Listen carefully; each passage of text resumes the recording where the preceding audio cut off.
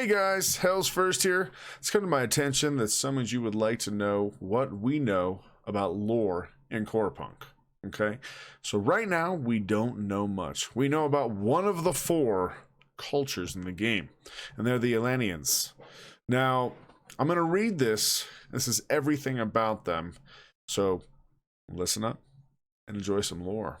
So, the dense and endless forests of the Elanian kingdom might remind you of an eerie folktale. Predators with razor-sharp tongues lurk in the underbrush, charming water maidens called Vodenitia lure an unsuspecting passerby, and the crowns of trees beyond the nest wove of bones. But underneath the creepiness of it all, you'll find that everything falls into a natural order. To survive in these lands, you must respect the interconnections that make the ecosystem work. You ought to watch each other's back, and you need to guard these dreadful woods with all your Elanian might from something far more terrifying. They are united by adversity. The Elaniens had been sived out by natural selection long before they had any kingdom. Having fallen out of a portal in the middle of a dense, untouched forest, it was near impossible for any of them to survive. They faced peril at every turn, falling prey to never-before-seen animal, having your feet broken by protruding roots that permeate the land, eating wild berries when you're dying of hunger. Only a few were able to overcome it all and finally have the luck to stumble upon someone's lodging. But even then, as night came, the walls offered no protection against the life-sucking darkness known as the crawling murk. The remaining survivors began exploring the lands they found themselves in. Brave rangers who learned to communicate with nature, if not merge with it entirely, discovered new homesteads and became the connecting strings binding the scattered community together. Now it was possible to find a surgeon, an engineer, a blacksmith, a shoemaker. Blueprints for all kinds of light-emitting contraptions began circulating from village to village, forcing the crawling murk to retreat. Disparate communities began to band together as they grew increasingly reliant upon each other. It was the leader of the Rangers who first realized that something was wrong.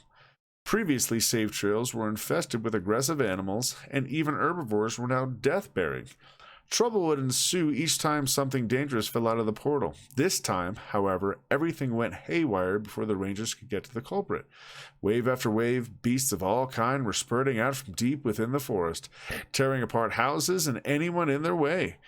The forest was drenched in blood and couldn't get enough of it.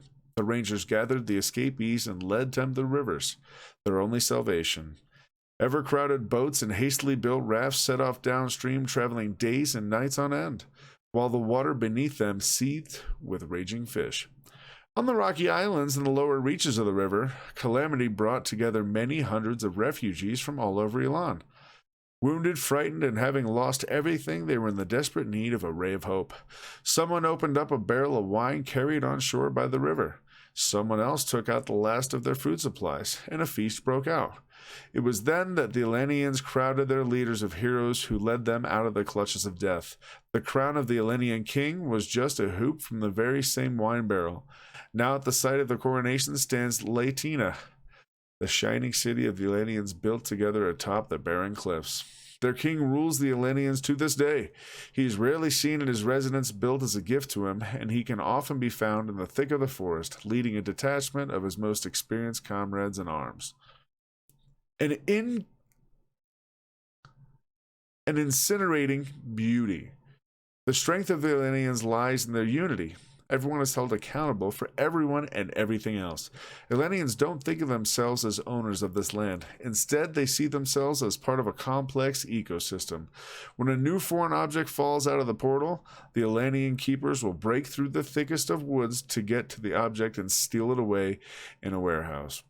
When gathering lumber, mining for stone, smelting steel, or molding glass for optics, Elaniens try not to upset the natural order of things, for consequences may be unpredictable. The power and splendor of Elan are nourished by devices that harness the energy of plants without causing them any harm. Elanian technologies are impressive in their magnificence, ornately woven metal containing within its deadly force of light particles. The curious-looking beacons protruding above the thicket can be easily spotted both day and night. They are a welcome gift to wanderers and can fend off shadows from the past if they ever decide to make themselves known again. In Laetana, every shrub is decorated with fancy light bulbs and lanterns. At the entrance to the capital, giant towers illuminate the vicinity with bluish rays. Entry points are patrolled by guards with heavy weapons that can instantly incinerate any threat. The Elaniens have reason to be fearful. Immediately to the east of them lies the Valley of Sins, made up entirely of flesh and blood. The valley absorbs and digests everything within its reach. Its ugly creatures are the manifestations of the basest of instincts to kill, to devour, to fornicate. Elan is shielded from the valley by a strong force of Luciators, knights armed with powerful photon guns. Their bastion, a gloomy yet majestic fortress built by the river, attracts creatures of all kinds like a light luring in XX. The foot of the fortress walls is littered with streaming carcasses, the stench of which makes your stomachs churn. The most desperate knights make forays deep into the valley, gathering intelligence while engaging in battle. Luciators boat guards the coast from the bastion to the capital itself. If the monsters of the valley slip into the river system, the heart of Elan will be unaffected. Understanding what is at stake, every true Elanien considered it his duty to help the bastion, with provisions, tools, or a pair of working hands to build the fortifications. But the valley is changing. The monsters have become increasingly more coordinated, and further out behind them, Luciators keep spotting humanoid figures. Who are they? Potential allies who have found a way to negotiate with the valley? Or are they an enemy so cunning that they attempt being reasonable would be futile? For Elan, much may depend on the answers to these questions. And this is the little photo they gave us so far. Not much, but I am super excited to see what this city looks like. I mean, it sounds like it's going to be a beautiful city with blue rays of light and almost like Christmas trees all over every shrub, lanterns off everything. It's going to be a beautiful city, and I can't wait to dive into these quests. Because it sounds like these guys, I mean, a portal dropping crazy shit down all the time. It's going to be fun. I want to see what that portal actually does for us. Or if they even go into that. I think they would, because this is all about that portal and what it's brought in. That's where they were brought in by, was the portal.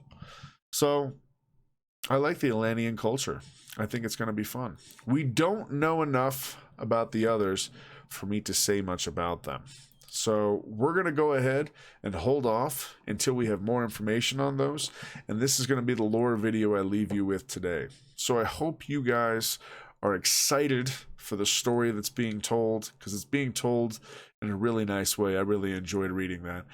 And as always, until next time, I'm HellsF1rst.